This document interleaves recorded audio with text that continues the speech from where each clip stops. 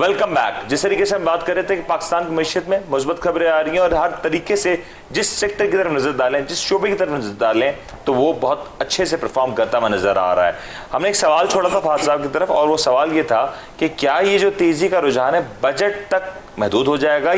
या फिर ये तेजी बजट के बाद भी चलती रहेगी? क्या इस तेजी के असरात ओवरऑल मैक्रो इकोनॉमिक के हर शोबे पे उसके असरअंदाज होंगे या फिर कुछ चीदा सेक्टर्स होंगे जिनके ऊपर इसके बहुत हद तक मुस्बत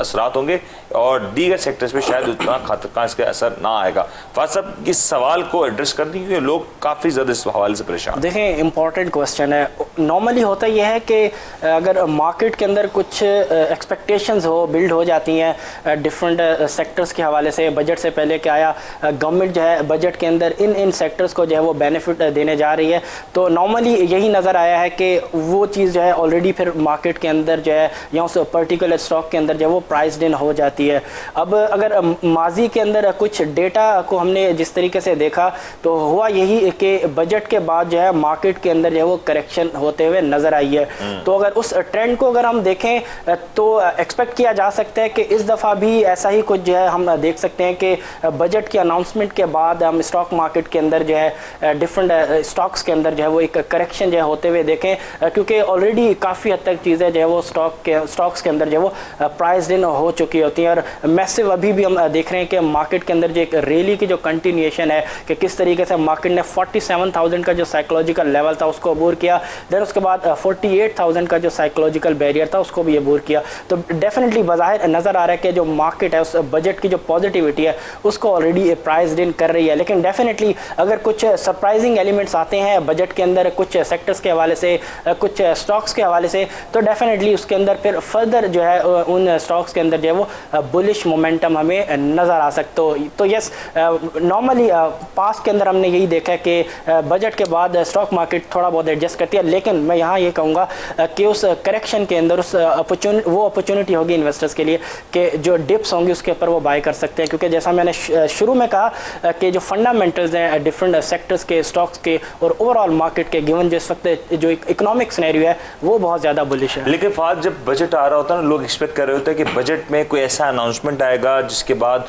वो स्टॉक में तेज़ी आ सकती है, उस सेक्टर में तेज़ी आ सकती है, तो लोग एक्सपेक्ट करते हुए उन स्टॉक्स की होल्डिंग ले लेते हैं। और जब वो अनाउंसमेंट्स जब आते हैं, इधर नेगेटिव आता है तो उसके डेफिनेटली नेगेटिव असरात होते हैं, लेकिन जब वो अनाउंसमेंट पॉजिटिव भी आता है तो उसका असर इतना बड़ा नहीं होता क्योंकि ऑलरेडी मार्केट प्री बजट उसका एक बहुत बड़ा गेन ले चुकी होती है। अब इन्वेस्टर्स को इस वक्त क्या स्ट्रैटेजी रखनी चाहिए कि वो एक अपने प्रॉफिटेबिलिटी को मैक्सिमाइज कर सकें? देखें, जो लॉन्ग टर्म इन्वेस्टर्स हैं उनको तो डेफिनेटली ये मार्केट के अंदर जो इस तरह की नॉइज़ होती है जिसके अंदर हमने देखा कि इंट्राडे या इवन वीकली बेसिस पे मार्केट थोड़ा बहुत एडजस्ट करती है, तो उनके लिए तो डेफिनेटली कोई इशू नहीं होना चाहिए, क्योंकि उनका जो होराइजन है इन्वेस्टमेंट का वो डेफिनेटली 1 से 2 साल का तो मिनिमम होता है। यस, लेकिन जो शॉर्ट टर्म इन्वेस्टर्स हैं, ट्रेडर्स हैं, डेफिनेटली उनको फिर यहाँ पे यही कहा जा सकता है कि वो अपने जो प्रॉफिट्स हैं उनको बुक करें। देन उसके बाद बजट के अंदर जब सूरत हाल वाज़ेह होगी, जब बजट अनाउंसमेंट होगी तो उसमें एक क्लियर पिक्चर आ जाएगी इंडस्ट्रीज़ के हवाले से, डिफरेंट स्टॉक्स के हवाले से, तो वो अकॉर्डिंगली जो है अपनी पोजीशन जो है वो दोबारा बिल्ड कर सकते हैं। और जैसा कि मैंने कहा कि मोस्ट लाइकली सिनेरियो यही देखा है माजी में, जो कि एक्सपेक्ट भी किया जा सकता है कि बजट के बाद मार्केट अपने आप को एडजस्ट करती है। तो अगर एडजस्टमेंट आती है तो एक अनदर अपॉर्चुनिटी होगी उनके लिए कि अपने आप को दोबारा से मार्केट के अंदर जो है वो अच्छे लेवल्स पे एंटर कर सके। बिल्कुल ठीक बात है। लेकिन अकमल, अगर हम देखें लास्ट ईयर के बजट को, लास्ट ईयर का बजट बड़ा डिफरेंट था। लास्ट ईयर का बजट और उससे पहले पिछले साल का जो बजट देखें तो हर बार मार्केट में जब भी बजट अनाउंस हुए उसके कुछ अरसे बाद मार्केट में बहुत तेज़ी देखी गई, रैलीज देखी गई। और अगर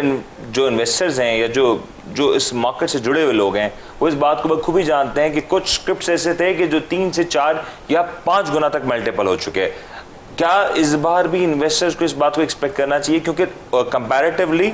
उस मार्केट के उस मैक्रो नंबर्स के हवाले से इस बार के नंबर्स बहुत ज़्यादा मुस्बत हैं? अब अगर ये पॉजिटिविटी है तो क्या इस बार भी लोग एक्सपेक्ट करें कि कुछ अरसे की सस्टेनेबिलिटी के बाद, एक छोटे मोटे डिप के बाद मार्केट फिर एक लंबी रैली के लिए तैयार हो सकेगी? जी बिल्कुल, डेफिनेटली जिस तरह से आपने बात की कि प्रीवियस ईयर्स का बजट देखें, उसके बाद जो है बजट मार्केट में जो है एक पॉजिटिव रैली देखने को मिली थी, तो इस साल भी यही एक्सपेक्ट किया जा रहा है कि इस साल का जो बजट है वो प्रीवियस बजट से काफ़ी बेहतर होगा। टैक्सेस के हवाले से गवर्नमेंट बताने को यही बता रही है कि इस साल कोई, जिस तरह से फाइनेंस मिनिस्टर ने कहा है कि इस साल कोई न्यू टैक्सेस इम्पोज नहीं किए जाएंगे, चाहे वो कंस्ट्रक्शन सेक्टर हो, चाहे वो एग्रीकल्चर सेक्टर हो या कोई भी सेक्टर हो, तो न्यू टैक्सेस कोई इम्पोज नहीं किए जाएंगे। तो डेफिनेटली अगर ये चीज़ें होती हैं रियलिटी में, ये तो एक्सपोज उस वक्त होगा जब बजट अनाउंस किया जाएगा। बातें तो अभी यही हो रही हैं कि मार्केट में ये इस तरह से हो जाएगा या ये टैक्सेस लागू नहीं होंगे, नेक्स्ट न्यू कोई टैक्सेस इम्पोज नहीं होंगे। जब बजट अनाउंस होगा तो उसमें देखा जाएगा, तो डेफिनेटली अगर ये टैक्सेस नहीं आते तो आपकी मार्केट बहुत अच्छा परफॉर्म करेगी और वो जो अपना प्रीवियस हाई था। एक्सपेक्टेशंस क्या है कि मार्केट के लिहाज से क्या नए टैक्सेस आने जा रहे हैं या नहीं, क्योंकि कुछ मार्केट के हवाले से खबरें इस वक्त सर्कुलेट कर रही हैं। पहले तो स्टॉक मार्केट के हवाले से कैपिटल गेन टैक्स की एक बड़ी खबर लोग एक्सपेक्ट कर रहे हैं कि शायद कैपिटल गेन टैक्स में रिलैक्सेशन हो जाए। तो दूसरी जानिब एक नेगेटिव खबर ये भी आ रही है कि जो नॉन फाइलर या नॉन टैक्स फाइलर्स लोग हैं, उनका जो सीजीटी जो बैलेंस आउट होता था, जो नेट पे बैलेंस आउट होता था, वो उस तरीके के मामला नहीं होगा। अब ओनली जो प्रॉफिट स्टॉक्स होंगे उस पर सीजीटी लगेगा और नेगेटिविटी को पॉजिटिविटी के साथ बैलेंस आउट नहीं किया। तो मिक्स खबरें आ रही हैं। तो ये जब तक क्लैरिटी नहीं आती, ये कितना बड़ा इंपैक्ट करेगा आने वाले दिनों में स्टॉक मार्केट को? देखिए, बातें तो करने को तो ये भी कहा जा सकता है कि इस साल जो सीजीटी है वो जो फाइलर्स हैं उनके ऊपर से रिमूव कर दिया जाएगा। अगर ये चीज़ होती है तो डेफिनेटली ये बहुत अच्छी चीज़ है और पॉजिटिव इम्पैक्ट है। और जो नॉन फाइलर्स हैं उनके डेफिनेटली गवर्नमेंट का एक एफबीआर का भी जो है एक रिस्ट्रिक्शंस है एफबीआर की तरफ से, जो भी इन्वेस्टर्स है उसको जो है फाइलर होना चाहिए और ये रिस्पॉन्सिबिलिटी भी है। हमारी मार्केट का अनफॉर्चुनेट है कि हमारी मार्केट का एक बहुत बड़ा हिस्सा, छोटी सी मार्केट का, इनफैक्ट छोटी सी मार्केट बहुत बड़ा, हमारी मार्केट काफ़ी सैचुरेटेड मार्केट है। तो ये एक इंडिविजुअल की रिस्पॉन्सिबिलिटी होती है कि आप as a citizen of Pakistan आपको एक फाइलर होना चाहिए और आप रेगुलर टैक्स नेट में आए, जिससे आपकी इकोनॉमी डॉक्यूमेंटेड इकोनॉमी कहलाई जाएगी। और ये इंटरनेशनल स्टैंडर्ड्स भी हैं। इंटरनेशनल इकोनॉमीज जो डेवलपिंग कंट्रीज़ हैं उनमें देख लें कि आपके जो टैक्स फाइलर्स हैं वो बहुत ज़्यादा हैं और पाकिस्तान को कंपेयर करें तो हम कहीं भी जो है हमारा नंबर बहुत ही नीचे आता है। तो ये मेरे ख्याल में जो फाइलर्स हैं उनके लिए ये इसी चीज़ को देखते हुए ही किया जा रहा है कि अगर नॉन जो फाइलर्स हैं उनसे के ऊपर सीजीटी वो कम कर दिया जाएगा या रिमूव कर दिया जाएगा, तो वो जो नॉन फाइलर लोग हैं उनको फाइलिंग की तरफ अट्रैक्ट करने के लिए ये चीज़ मेरे ख्याल में जो है वो दैट मीन्स, अगर हम इसको सम अप करें तो इस वक्त स्टॉक मार्केट के हवाले से, इकोनॉमी के हवाले से लोगों को, ज़्यादा से ज़्यादा लोगों को टैक्स नेट में लाने के लिए कोशिश शुरू की जा रही है और गवर्नमेंट का एम भी यही नज़र आता है। इसमें मैं ऐड करना चाहूँगा कि जिस तरीके से आपने इस पे पॉइंट आउट किया कि मार्केट के अंदर जो नॉन फाइलर्स हैं वो काफ़ी हद तक जो है वो एक्टिव रहे हैं या उनका जो है शेयर वो ज़्यादा है, ये बिल्कुल सही बात है। जब इनिशियली पास्ट के अंदर भी जब कैपिटल गेन टैक्सेस के हवाले से दो मामला आए थे कि फाइलर्स के लिए जो है अलग टैक्स होगा, नॉन फाइलर्स के लिए अलग टैक्स होगा, गैप है, अच्छा खासा गैप है। तो उस वक्त भी मार्केट के अंदर थोड़ा नेगेटिव उसका हमने इम्पैक्ट देखा था। तो अब देखते हैं अगर जिस तरीके से आपने बात की कि इस तरह की कोई चीज़ कंसीडरेशन में है, बिकॉज़ जो हमारी मार्केट का जो साइज है वो वैसे ही बहुत महदूद है और उस महदूद साइज के अंदर एक बहुत बड़ा साइज ऐसा है जो कि शायद नॉन फाइलर्स है। तो एटलीस्ट आपको इतना तो करना होगा कि जो आपका इन्वेस्टर्स है उसके लिए, आपका जो फाइलर है उसके लिए तो आप बेहतर कर रहे हैं डेफिनेटली। और ये भी एक चीज़ है कि आप नॉन फाइलर ये इंटरनेशनल टाइम देने की बात हो जाए कि 2-4 महीने 6 महीने तक का टाइम, कुछ इस तरह से कोई चीज अगर ओवरनाइट डिसीजन लिए तो डेफिनेटली ओवरनाइटली तो डिसीजन नहीं आएगा, वो एक टाइम फ्रेम दिया जाएगा कि अगर जो नॉन फाइलर्स हैं उनके ऊपर ज़्यादा इम्पोज किया जा रहा है सीजीटी या कम हो रहा है तो वो एक टाइम फ्रेम ही दिया जाएगा, टाइम फ्रेम के थ्रू टाइम फ्रेम दिया जाएगा और टाइम फ्रेम देना बड़ा जरूरी है। अच्छा, ये तो जरा डिस्कशन हो गई कि ओवरऑल बजट में होना क्या जा रहा है, लेकिन अगर कुछ सेक्टर्स के ऊपर बात कर लें कि जिस तरीके से रिसेंटली हम देख रहे हैं कंस्ट्रक्शन सेक्टर ने आउट परफॉर्म किया, खास तौर पे ग्लास एंड सेरेमिक्स ने जिस तरीके से नंबर्स दिए, तो आने वाले दिनों में बजट में कंस्ट्रक्शन सेक्टर के हवाले से क्या कुछ खबरें आ रही हैं और इसका असर स्टॉक मार्केट पे क्या कुछ देखा जा सकता है, क्योंकि ऑलरेडी कुछ स्क्रिप्ट्स काफ़ी बड़े हैं और कंस्ट्रक्शन सेक्टर में ही अगर स्टील का सेक्टर देखें तो उसमें इतनी ज़्यादा परफॉर्मेंस नज़र नहीं आएगी। देखें पिछले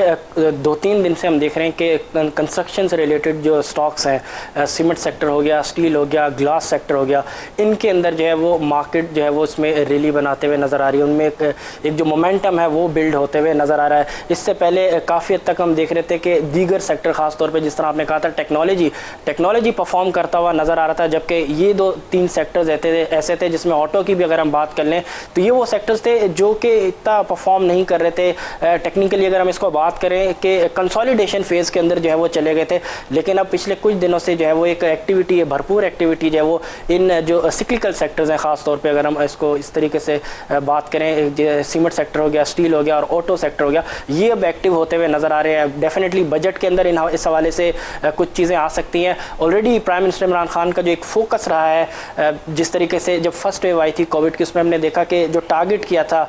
इकोनॉमिक एक्टिविटीज़ को स्टिमुलेट करने के लिए, एक्सेलरेट करने के लिए, वो कंस्ट्रक्शन इंडस्ट्री थी, क्योंकि डेफिनेटली कंस्ट्रक्शन इंडस्ट्री के साथ फिर आपकी और दीगर जो है बिल्कुल वो फिर आपकी जो है वो परफॉर्म करना शुरू करती हैं, एम्प्लॉयमेंट अपॉर्चुनिटीज़ जो है वो क्रिएट होती हैं। तो डेफिनेटली जो कंस्ट्रक्शन इंडस्ट्री है, ख़ास तौर पे सीमेंट सेक्टर हो गया, स्टील सेक्टर हो गया, ग्लास हो गया और साथ में दीगर अगर हम सिक्लिकल की ही बात करें तो इस वक्त जैसा कि आपने इंट्रो में कहा कि इस वक्त जो इकोनॉमिक सिनेरियो है, इन्फ्लेशन के हवाले से आपने बात की थी, तो उसको भी अगर हम मद्देनज़र रखें तो जिस तरीके से इस जो गुज़िश्ता महीने के जो नंबर्स जारी किए गए हैं पीबीएस की जानिब से महंगाई के, तो उसमें इन्फ्लेशन पिछले महीने के हिसाब से यानी अप्रैल के कंपैरिजन में जो महंगाई की शरह है वो कुछ कम हुई है। और फिर उसके बाद स्टेट बैंक ने जो अपनी मॉनेटरी पॉलिसी के हवाले से जो ब्रीफिंग दी, उसमें भी उन्होंने कहा कि जो डिमांड साइड की जो इन्फ्लेशन है, डिमांड ड्रिवन जो इन्फ्लेशन है, वो अभी तक कंटेंड है, यानी कि जो सप्लाई शॉक्स हैं इकॉनमी के अंदर, मार्केट के अंदर, उसकी वजह से जो है इस वक्त जो है मुल्क के अंदर इन्फ्लेशन है। तो डेफिनेटली इसका मतलब यह है कि जो स्टेट बैंक है, जो expansionary monetary policy, accommodative monetary policy है, उसको फर्दर जो है वो कंटिन्यू रख सकता है। तो इससे डेफिनेटली हमारा ऑटो सेक्टर जो है वो भरपूर बेनिफिट उठाता हुआ। अगर मैं आपकी बात को समझ करूँ तो आने वाले दिनों में ऑटो सेक्टर और कंस्ट्रक्शन सेक्टर बिल्कुल दोनों में तेजी देखने में आ सकती है। बिल्कुल। तो इन्वेस्टर्स जो अगर इस सेक्टर से जुड़े हुए हैं तो वो डेफिनेटली जिस तरीके से फास्ट साहब कह रहे हैं तो आप इस पर कॉल कर सकते हैं कि आने वाले दिनों में अगर पॉजिटिव अनाउंसमेंट्स आते हैं तो यकीनी तौर पे आने वाले दिनों में पाकिस्तान की मीशत में ये काफ़ी ज़्यादा गहरा और मजबूत किरदार अदा कर सकते हैं। स्टॉक मार्केट में इसके साथ ज़रूर देखने को मिलेंगे। एक छोटा सा वक्फा लेते हैं क्योंकि वक्फे के बाद हम ज़रा डिस्कस करेंगे कि स्टॉक मार्केट के दीगर बड़े अहम सेक्टर्स हैं उनमें क्या होने जा रहा है और आखिरी मेजर एनालाइज करेंगे कि मार्केट आखिर में ये इस रैली में कहाँ जाके रुक सकती है। ब्रेक लेते हैं, ब्रेक क्या होता है आपके साथ।